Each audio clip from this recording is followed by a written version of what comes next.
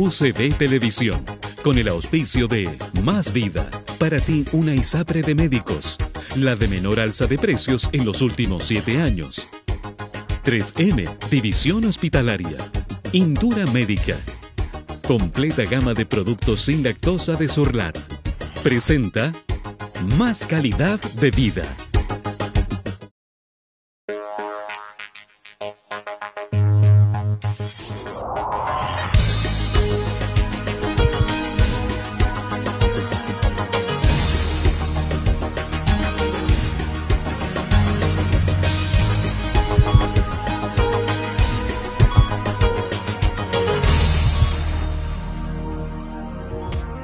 Hoy, en Más Calidad de Vida, conozca todo sobre los trastornos del desarrollo en niños en etapa escolar. Antes que consulten los padres, los colegios son los que están derivando a los especialistas y desde a temprana edad, yo te diré, desde los 3, 4 años, ya hay muchos jardines infantiles o colegios que están captando algunas dificultades en los niños, por ejemplo, no sigue instrucción, comienza algo, no lo termina, se distrae con facilidad, se para, y ellas son las primeras que derivan a especialistas, ya sea neurólogo, como te decía, psicopedagogo, psiquiatra. Cuando los niños no presentan un desarrollo normal, se habla de trastornos del desarrollo, que se caracteriza por tener estilos conductuales y cognitivos diferentes. Varios de estos niños tienen dificultad del aprendizaje y que pueden consistir, por ejemplo, en una dislexia o una discalculia y sobre todo una mala comprensión lectora. En general ellos son buenos para la matemática y mala para lenguaje y idioma. Se habla de déficit atencional con hiperactividad cuando el niño presenta una distracción moderada a grave, periodos de atención breve, inquietud motora, inestabilidad emocional y conductas impulsivas.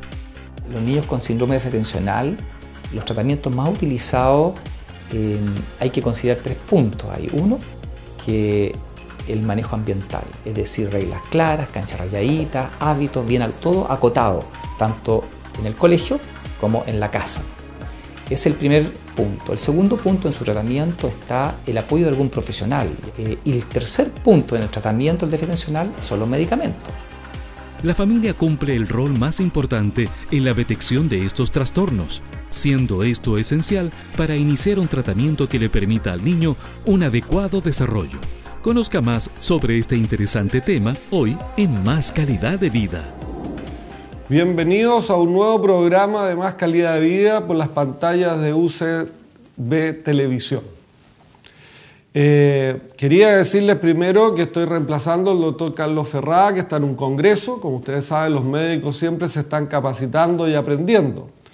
Hoy día tenemos con nosotros un tema muy relevante que vamos a conversar con el doctor Jorge Förster Mujica, que es neurólogo infantil de la Universidad Católica y que trabaja también en el Hospital Sotero del Río.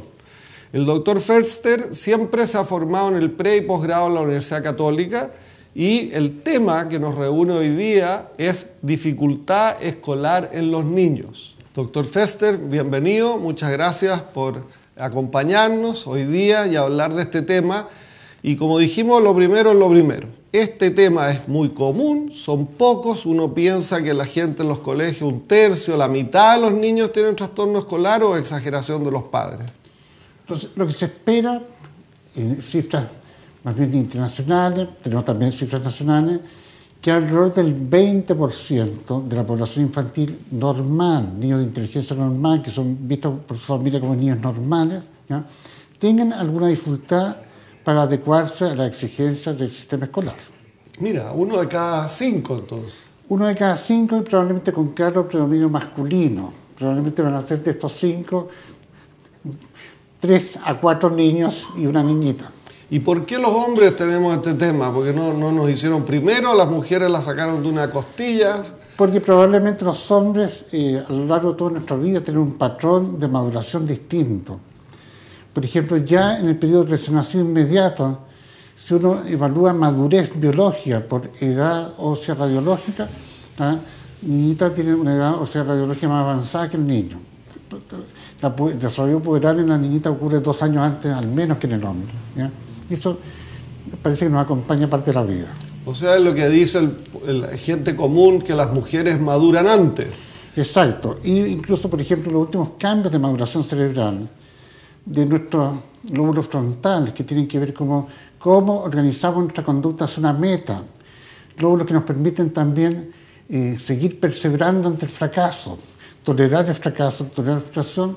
Probablemente la mujer termina maduración alrededor de los 25 años y el hombre por lo menos 28 años hacia arriba. Mira, o sea que es verdad lo que decía mi padre antes de casarme, que le hiciera siempre caso a mi señora, y yo trato de cumplir, pero como somos no tan maduros a veces nos equivocamos. Entonces, doctor, este es un tema que se ve y no tiene que ver con la inteligencia, según lo que estaba explicando. Claro, porque las dificultades escolares de un niño, hay un grupo reducido que sí tiene problemas de desarrollo intelectual, que tiene un déficit intelectual o déficit cognitivo que va a ser permanente. Pero la mayoría de ellos son vistos por su familia y por el entorno como niños normales. Ese niño normal que va también fracasa para aprender a leer, por ejemplo. Yeah. Ese niño normal es negado para sus clases de educación física, por ejemplo. O ese niño normal, ¿no es cierto?, le cuesta concentrarse. No puede poner atención en aquellas cosas que no le interesan. Esos son ejemplos de algunas dificultades comunes. ¿Y cómo entonces, pasando al segundo tema, las causas de esta dificultad escolar? Cuando hablamos de dificultades escolares, vamos a dividir como dos grandes grupos. El grupo que le cuesta aprender en el colegio y otro grupo que le cuesta adecuar su conducta a la exigencia escolar. ¿No es cierto? El primer grupo, la gran causa de dificultades escolares, el 80% de los niños que son derivados al departamento de orientación de colegio, a la psicopedagoga, van a tener dificultades para aprender a leer, fundamentalmente, en lectura y escritura. Yeah. Esa es la gran causa. Y muchos de ellos, la gran mayoría de ellos, sí van a tener dificultades de atención que se suman a sus dificultades de lectura y que agravan el problema. Por lo tanto, la gran causa de dificultades escolares de aprendizaje son las dificultades en lectura. Hay otro grupo reducido que va a tener también dificultades importantes en matemáticas y otro grupo que va a tener dificultades en muchas asignaturas distintas. En cuanto a lo que es conducta, ahí hay dos tipos de dificultades de conducta. Las conductas que son más como externalizadas, conductas disruptivas, el niñito que se porta mal en clase, que es inquieto, que interrumpe a la profesora, el niñito que es agresivo, que es peleador con sus compañeros. Y ese va a ser el grupo mayoritario, que va a ser detectado fácilmente. El grupo con problemas de conducta menos, el grupo cohibido, tímido, ansioso, más bien va a ser el niño que le cuesta separarse de la mamá cuando va al colegio, el niño que un poco más adelante va a ser el cliente frecuente en la enfermería del colegio por una serie de síntomas físicos, que tiene dolor de cabeza, que tiene dolor de guata, que un día le duelen las piernas, que otro día le pasa. ¿Ya?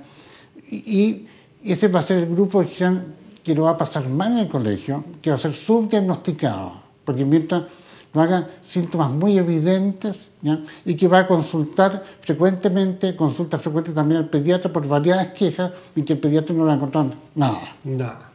O sea, las causas, en grosso modo, hay causas de aprendizaje, como usted dijo, y causas también de la conducta.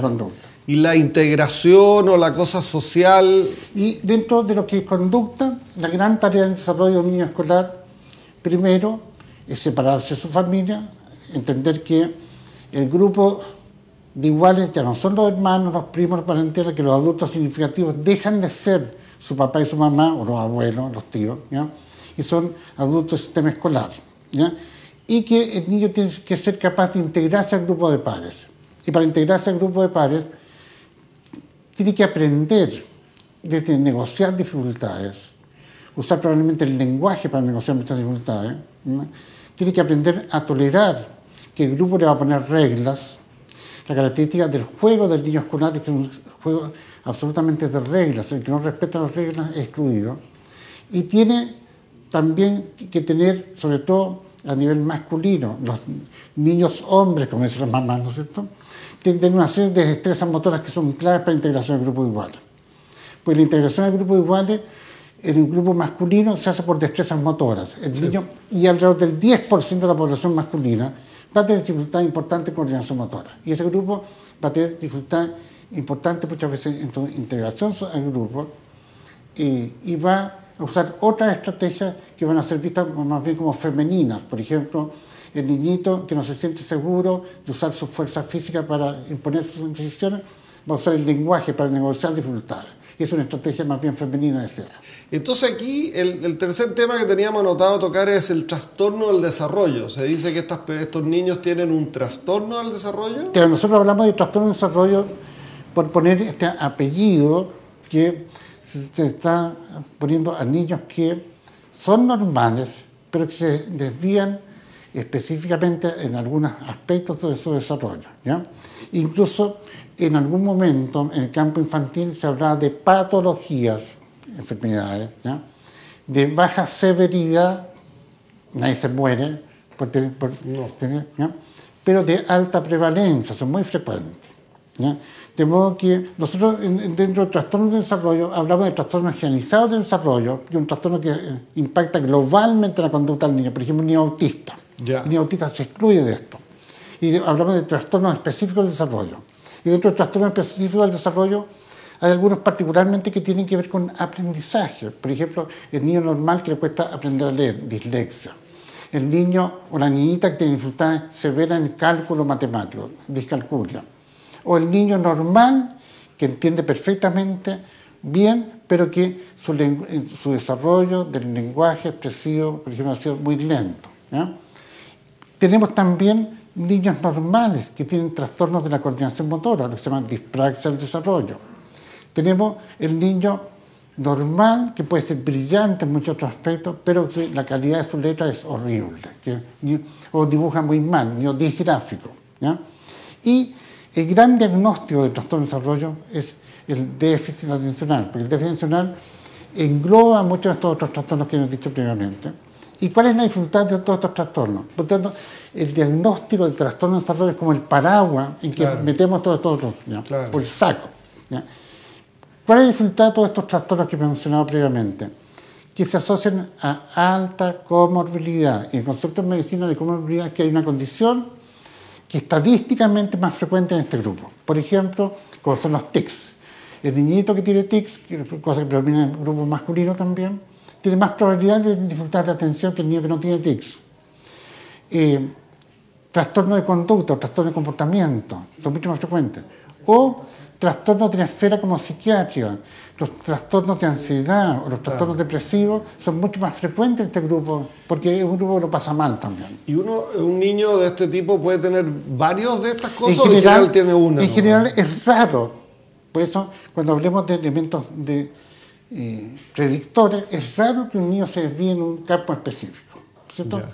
El niño que tiene problemas de atención va a tener problemas de coordinación motora, va a tener más problemas de ánimo que la población general. O sea, eso que escriben con pata de gallo, disgrafia se llama, esos niños pueden también tener discalculio, ser malos para las matemáticas. Sí, pues es una asociación que se puede dar estadísticamente cualquiera de estos. ¿Y esto se recupera? ¿Se pasa este trastorno? O sea, ¿en algún momento se desarrolla? Se van nivelando a medida que se van avanzando de edad. Los niños que sufren esta condición van adquiriendo estrategias que les permitan compensar. Pero, por ejemplo, requiere muy torpe coordinación motora. A los 10 años va a ser un adulto malo para los deportes de todos modos. Claro. El que fue muy disgráfico, a los 10 años va a ser un adulto con mala letra también, ¿ya? Claro. El que fue un disléxico importante va a ser un adulto que le va a costar automatizar la lectura. Va a leer bien, no va a cometer errores, pero su velocidad de lectura va a estar disminuida. O sea, va a ser un chaleco que lo va a acompañar, que probablemente va a tener que aprender cómo capear esta tempestad o esta cosa. Bueno, el tiempo se nos ha ido pasando, vamos a ir a un descanso para anunciar también a nuestros auspiciadores y ya volvemos. No se muevan de nuestro canal.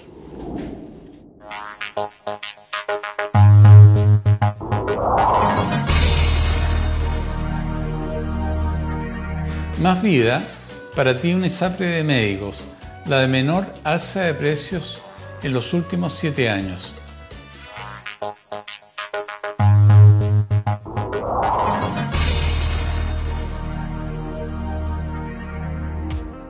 Cuando el niño experimenta dificultades visoespaciales, organización de las secuencias temporales y memoria, se habla de un trastorno de aprendizaje escolar. A veces hay niños que son más impulsivos, otros que son más desconcentrados y otros que son más hiperactivos. Pero en general estos niños, al ser muy impulsivos o hiperactivos, pueden tener problemas con sus pares. Porque al ser impulsivos lanzan las cosas muy bruscamente, al ser hiperactivos pasan a llevar a los demás. Así que a veces tienen dificultades con ello. Las señales que el niño manifiesta al tener dificultades continuas con la lectura, con la escritura, con comprender o seguir instrucciones pueden ser fácilmente identificadas por los padres o profesores. Estas dificultades a veces están asociadas también con dificultades de aprendizaje. Ya muchos niños que presentan déficit atencional presentan también dificultades de aprendizaje, problemas de comprensión lectora, dificultades de escritura. Por otro lado también, muchas veces se puede confundir el déficit atencional simple, que es el de los niños más tranquilos, se confunde con niños que no tienen déficit atencional, pero que son de un aprendizaje más lento. Es importante que un profesional realice una exhaustiva evaluación del niño para poder determinar las acciones a seguir. También se da una rama que son niños también bien agresivos, ¿ya? Sobre todo en algunos casos estos niños que son más impulsivos, que responden frente al golpe, que vuelvo a insistir, son niños que lo han pasado mal, que son realmente bastante criticados. En la rama del déficit atencional con hiperactividad son niños tremendamente inteligentes, de hecho, están así de que ellos pueden andar por cualquier lado, pero están atentos. Continúe con nosotros en Más Calidad de Vida, conociendo sobre los trastornos del desarrollo en niños en etapa escolar. Estamos hablando con el doctor Jorge Förster sobre dificultad escolar en los niños. Pero antes de continuar, vamos a confirmar, ¿no es cierto?, que estamos haciendo este programa gracias al apoyo de la Sociedad Médica de Santiago, que aglutina a todos los internistas de Chile. Y quería mostrarle e invitar a los médicos y a los no médicos del equipo de salud a asistir al Congreso Mundial de Medicina Interna que se va a hacer en Santiago de Chile entre el 11 y 15 de noviembre en el Espacio Riesgo. Bueno, doctor Förster, hemos aprendido bastantes cosas. Primero, que 1 de cada 5 de los niños tiene esta dificultad escolar. Hemos aprendido que uno pudiera anticipar esto. Hemos visto las causas que producen esto y esto es lo que se llama el trastorno de desarrollo.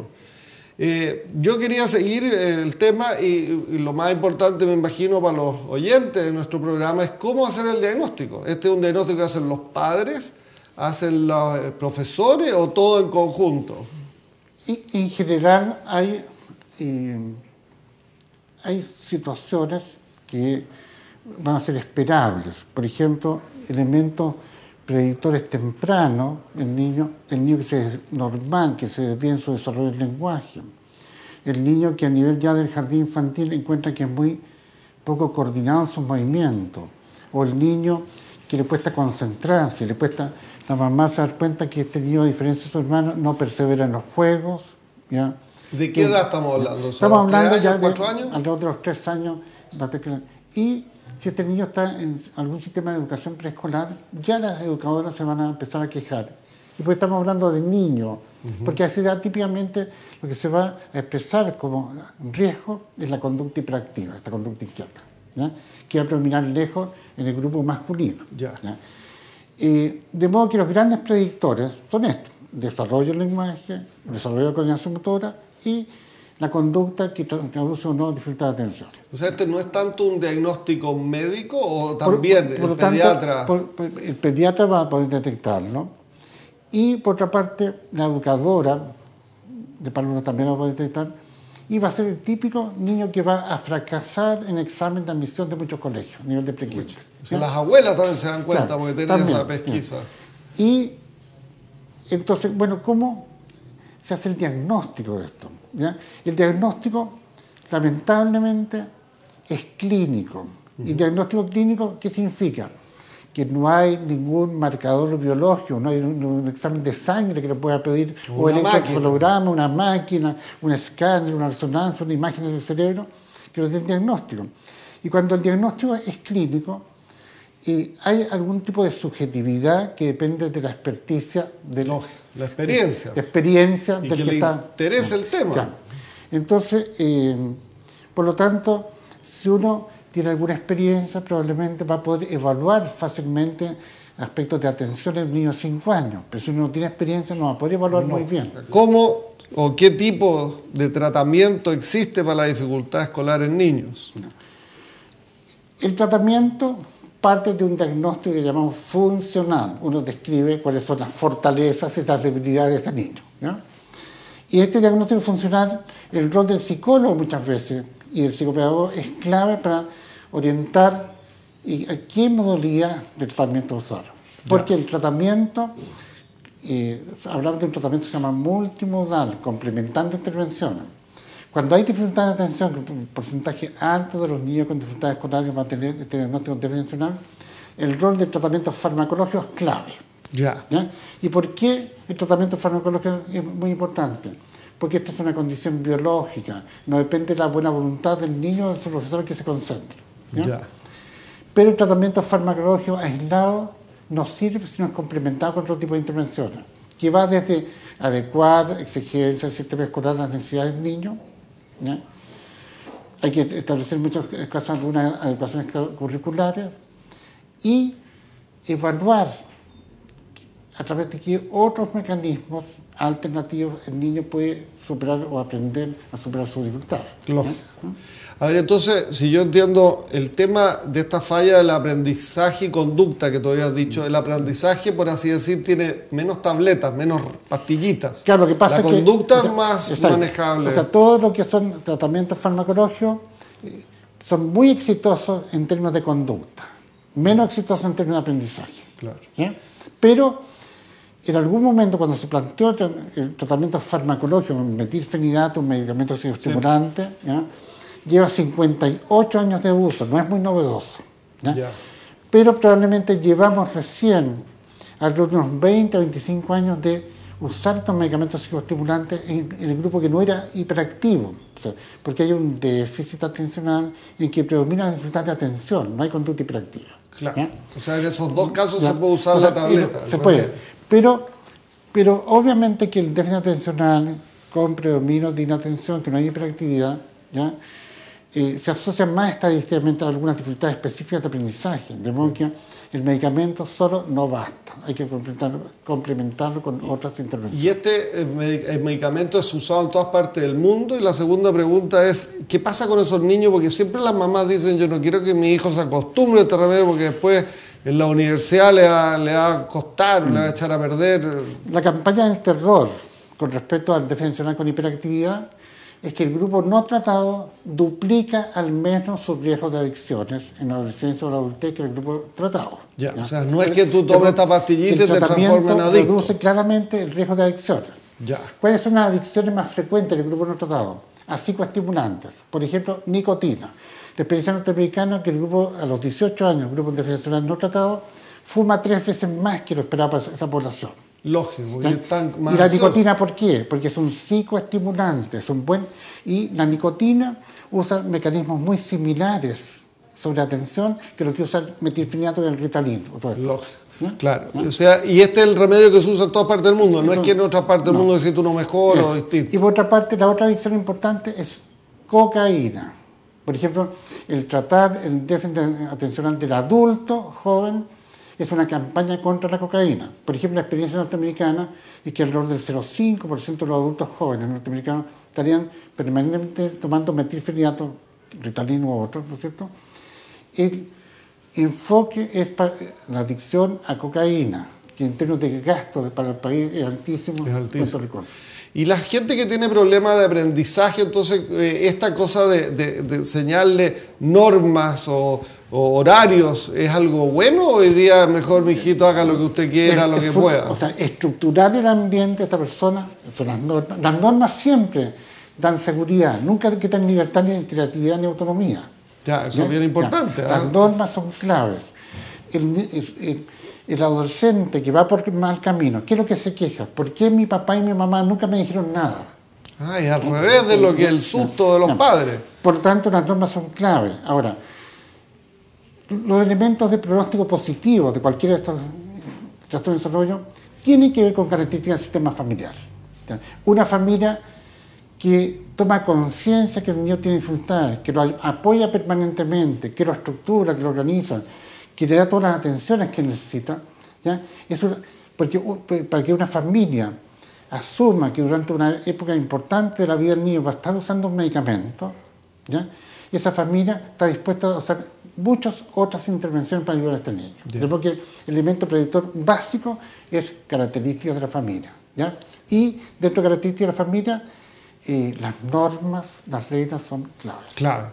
O sea, norma y regla no es malo, al contrario, en causa, y la gente al final lo agradece. Las reglas asociadas a calidad afectiva son claves. Asociadas a frialdad afectiva generan rechazo. Lógico. ¿Y sobre profesores extra o...?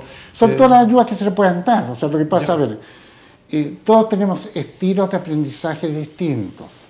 Uno tiene más memoria visual que otros memoria auditiva, sí. Porque el niño tiene que pasearse leyendo en voz alta y escuchándose. ¿Ya? Sí. ¿Ya?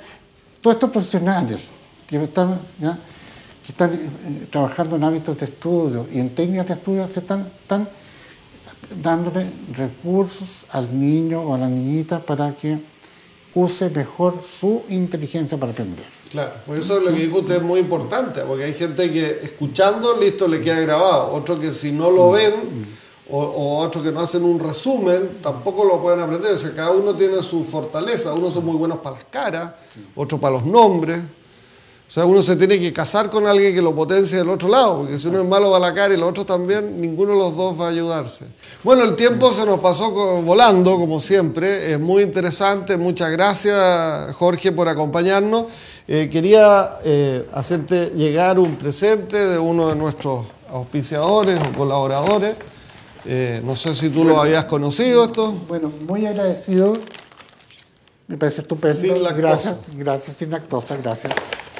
Muchas gracias por la invitación. Perfecto. Y queríamos pedirle a todos ustedes que, bueno, nos sigan acompañando en nuestro programa de Más Calidad de Vida y que nos manden un mail con sugerencias. A lo mejor tienen ustedes también temas, porque gracias a ustedes que podemos invitar a más personas. Y le deseamos al doctor Ferrá que en su curso haya aprendido mucho y que nos acompañe luego. Y nos vemos entonces el próximo programa. Muchas gracias.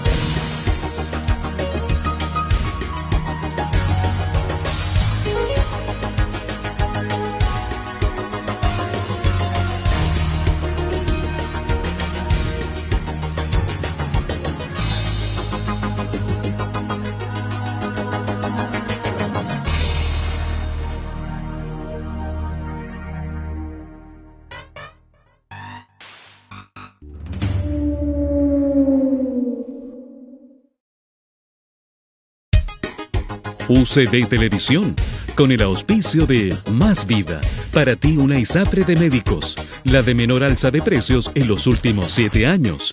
3M, División Hospitalaria. Indura Médica, completa gama de productos sin lactosa de Surlat. Presentó Más Calidad de Vida.